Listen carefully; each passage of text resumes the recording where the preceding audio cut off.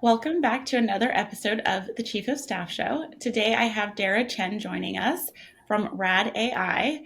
Dara, it's so great to have you. Welcome to the show. Thank you for having me. And it's great to be on. You've been a chief of staff several times, which I love seeing that sort of progression. But you started your career, you have an MBA from Wharton, very impressive, and you're a consultant. Can you tell us about how you transitioned into the chief of staff role? Yeah, sure. I actually, like you said, I started my career in consulting for 5.5 years and then went to business school at University of Pennsylvania, Wharton. And during that time at Wharton, I wanted to kind of dip my toes into the startup world. And so I was able to actually join a 10-person Series A startup as a business operations lead, which is very similar to the chief of staff role. It's essentially also a generalist role. And from there, I realized I actually wanted to work more on software rather than hard biotech. And so I pivoted into a general management program at a restaurant SaaS company. And that general management program, I actually reported directly into the chief of staff to the CEO of this publicly traded company with thousands of employees. And I found it really interesting, the types of projects that I got to work on as a result of working for the chief of staff.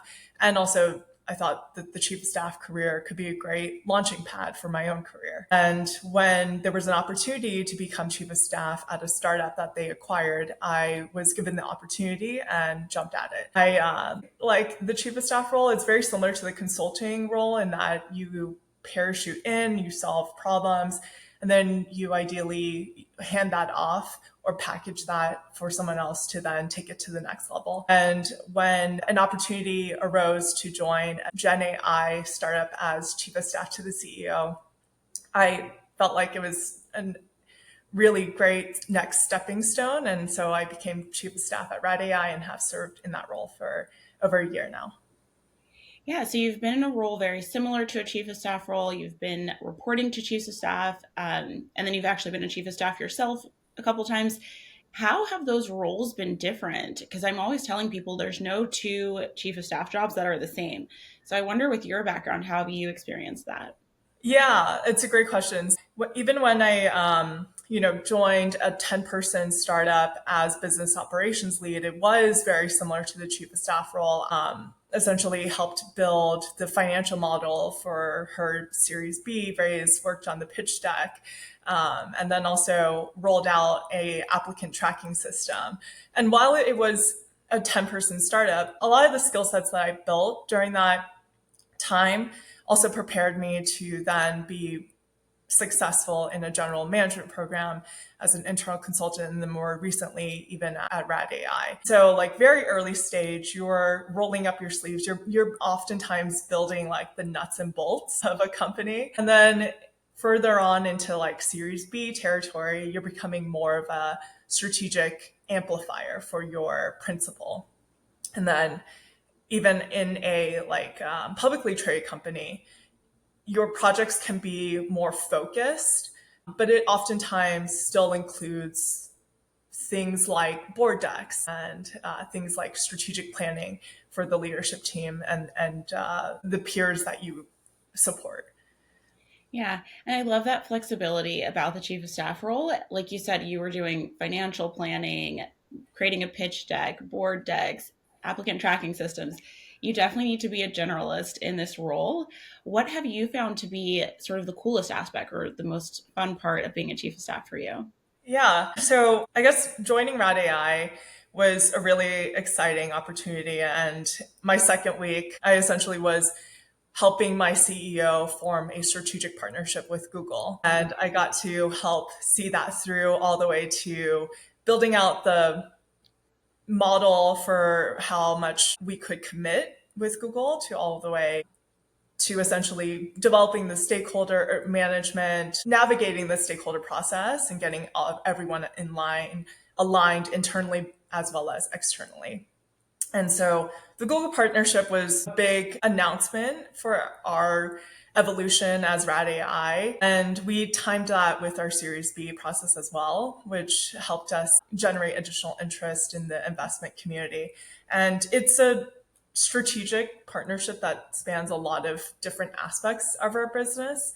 That, you know, it essentially involves over 100 people, both internally and externally. So there's a lot of communication that is required, as well as getting people to understand like why we're doing this. That was really exciting. The other part of the job at Rad AI that I've enjoyed a lot is taking over a under-resourced area. And so, for example, the recruiting team was short-staffed. We were going through a huge push to hire, and on top of that, also going through an applicant tracking system migration. And we didn't really have someone in the role to fill in terms of creating standard processes, best practices, making sure everyone was and had a similar experience for both hiring managers, candidates, and the interviewers that we had in our pool. And so getting to take over that team, but also hire my replacement and then dive back into like typical chief of staff responsibilities was also a great kind of evolution of what I got to experience in the role. Yeah, I love that. As a chief of staff, you really are a gap filler. So wherever there's a gap in a business, you're coming in, you're plugging the holes, building processes, and then handing it off to someone else to run Yeah. with. So that's really cool. You've got to experience that at that level. I know it's not always like exciting and fun though. What are some of the challenges that you've encountered as a chief of staff or the less glamorous things? Yeah. I mean, a lot of it, I would say, part of it is education, people who you work with, but also broadly the company of what the chief of staff role is, because it varies so often, like so much across companies, even, and size of companies and industries. And even within the company, if there are different types of chief of staffs, it can also vary because of the principal you're supporting as well as the skill sets you bring. And so for me, I think, oftentimes people have this idea that the chief of staff is meant to be like the chief of staff to the president, which is the most senior version of a chief of staff. And that's often not the case in terms of industry. Like the most senior version of your chief of staff can be someone who is oftentimes, standing in for a lot of meetings, and that can be a version of it, but there's a lot of different levels in between.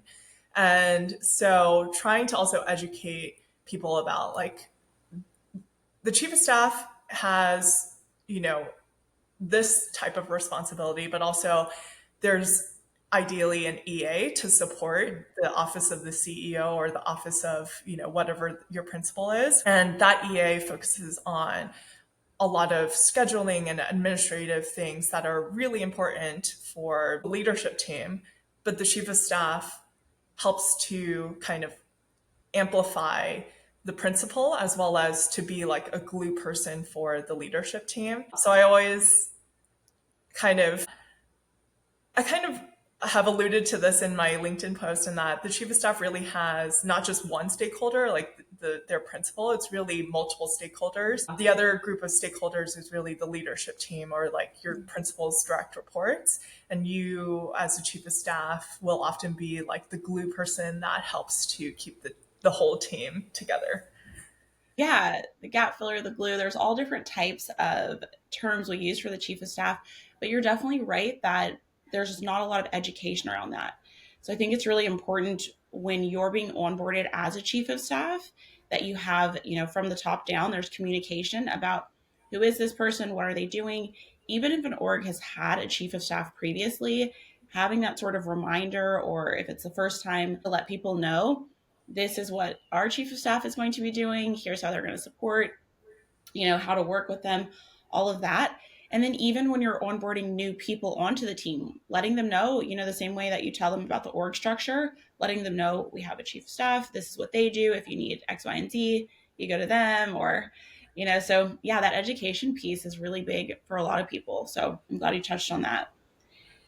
So you've been at Rad AI for a little over a year now. Can you tell us about what you guys are doing? It sounds really cool. Generative AI is, the hot topic right now. How are you guys using AI? Yeah, so we've been working on generative AI since 2018, since essentially the first transformer model paper from Google came out in 2017. And so we've been working on AI models for quite a while. We have essentially, you can think of our solutions and products as AI that enables radiologists to be very or more efficient in their day to day work. And radiologists are usually looking at images a lot, but they have to produce a report to communicate to referring physicians as well as patients. And that report is very critical to getting patients the right type of care. And so we work on mainly text to text AI generation to help the administrative creation of those reports. And the main problem that we're trying to solve is there's a shortage of radiologists in the US and globally, but there's an increasing volume of images. And so we leverage AI to make radiologists more efficient and able to keep up with the image volume. We also help with follow-on care. So patients typically will go in for an image and then a result or recommendation will come out from that report. We also have a solution to help make sure that patients are actually getting the follow-up care that they need, and it has real world impacts of increasing follow through rates by upwards of 40% or more at certain health systems. So it's really rewarding to be working in the space of generative AI in healthcare. Yeah, it's really neat. I'm always telling people that find something that you're passionate about, find a company that has a mission that drives you, because sometimes the chief of staff role, it can be overwhelming at times. There's a lot that you're juggling, but when you have that like reminder of the mission that you're going towards, the impact that you're making, like you're really changing people's lives. Like the work that Rad AI is doing is going to help people and possibly even save lives literally. Like I feel like Yeah, that when you have that mission alignment, it helps sort of propel you. Have you definitely. found that? Yeah. Definitely. And you mentioned this actually goes back to like one of the challenges that I think you can face as a chief of staff, especially as a chief of staff in a startup environment. Like at any startup, there are so many priorities that are competing for your time, attention, energy, resources. And so one of the biggest challenges at a startup is you have limited resources in terms of people and time. And so, as a chief of staff, one of the things that is very helpful is helping the leadership team and your principal prioritize. And so, part of my role has been owning the strategic planning and working with the leadership team to really quarterback that and drive that. And even for myself, like prioritizing and saying, this is what I'm signing up for this quarter and how it fits into the bigger picture of like our company quarterly priorities is extremely important so that we all know and understand the trade-offs that we're making. Yeah. So with your role at Rad AI, it's we all know AI is fast paced, it's moving quickly. How has your role expanded from when you started to now over a year later? Yeah, so it's a great question. I mean, there's in the beginning as chief of staff, especially in this role, there are different, I guess, thoughts of leadership of how to onboard a chief of staff, especially in a remote environment. And ideally, you are spending a lot of time with your principal to understand the way they communicate, the way they are making decisions and holding the leadership team accountable so that you can also take on some of those responsibilities. And in the beginning, you're trying to make quick wins, and some of that can be just helping your principal be more efficient. Like, okay, are there certain things that an EA could help with more efficiently? Are there certain things that I, as a chief of staff, can actually help with, like setting the agenda for the leadership team weekly check-ins, and then, town hall communications. So there are like those internal and external communications that I would focus more of my time on in the beginning. But then as my relationship progressed with my principal, as well as the leadership team, I was able to take on more and more responsibilities, including taking on an under resourced area and also including leading, the alignment for a very high profile strategic partnership that we also announced publicly. And some of that broadened into more marketing and lead generation type of scope. That's been also one area that has historically been under resourced. And then there's another area of where there are certain like things that we want to do to mature as a leading generative startup, including our AI governance framework and getting all the right stakeholders aligned on what that looks like and is. And then separately, moving more into kind of like strategy and operations. And what I mean by that is, startups, you're typically focused on what needs to be delivered in the next 3 to 6 months, especially like pre-series B, you're focused on like, okay, what needs to actually happen in the next, the short term, ideally within the next year. But there's also, because the industry of generative AI is rapidly evolving, we also kind of need to have our eyes a little bit at the horizon, more broadly of like, how is the industry changing and where is the value being created. And so with that, there are certain priorities and or things we need to think about from like a longer term lens, like 3 years out, that we want to make sure we're working towards, and that aligns with our 1 year priorities as well.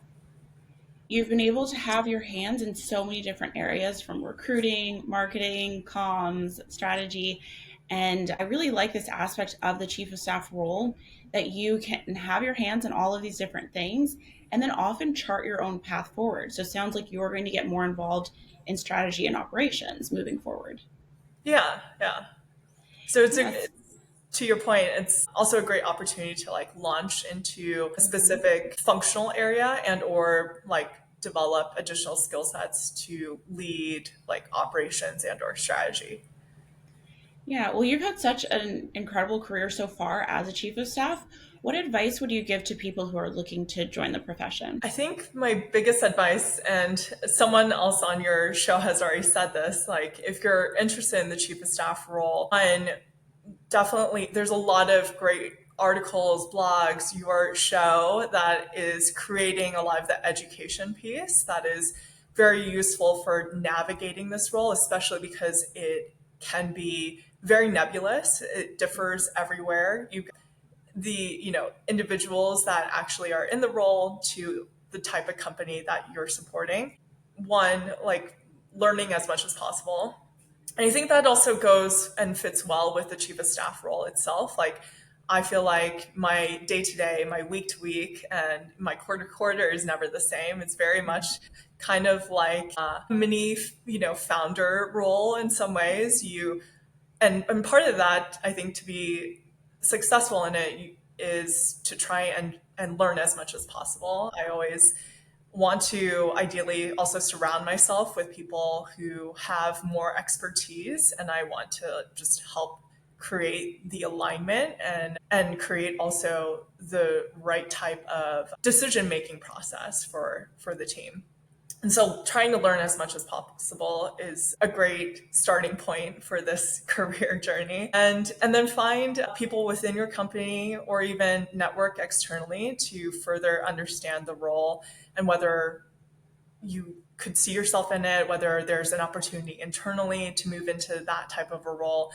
And there are many different segues into the chief of staff role, including like business and operations or strategy and operations. And some of those functions even report into chief of staff role, especially if it's like at a larger startup or larger publicly traded company. Yeah, there's so many avenues into it. And I really think, as you said, there's more and more resources available, there's more awareness about the position. People are able to even propose it internally. They might be working for an org that doesn't yet have a chief of staff, and maybe they haven't quite heard about it. But as this awareness is growing, they can sort of position, hey, I've heard about this chief of staff role. I'd really like to consider it at our company and kind of go from there. But like you said, there's people go from consulting to chiefs of staff, EAs to chiefs of staff, biz ops, strategy, all of the different sort of pathways into the chief of Right. staff Yeah. role. And then it's a launch pad for so many great things after that. So I really appreciate your time with us. Is there anything you'd like to add? Any final parting words for our audience? I really appreciate the time. It was really fun doing this with you, Melanie. Thank you.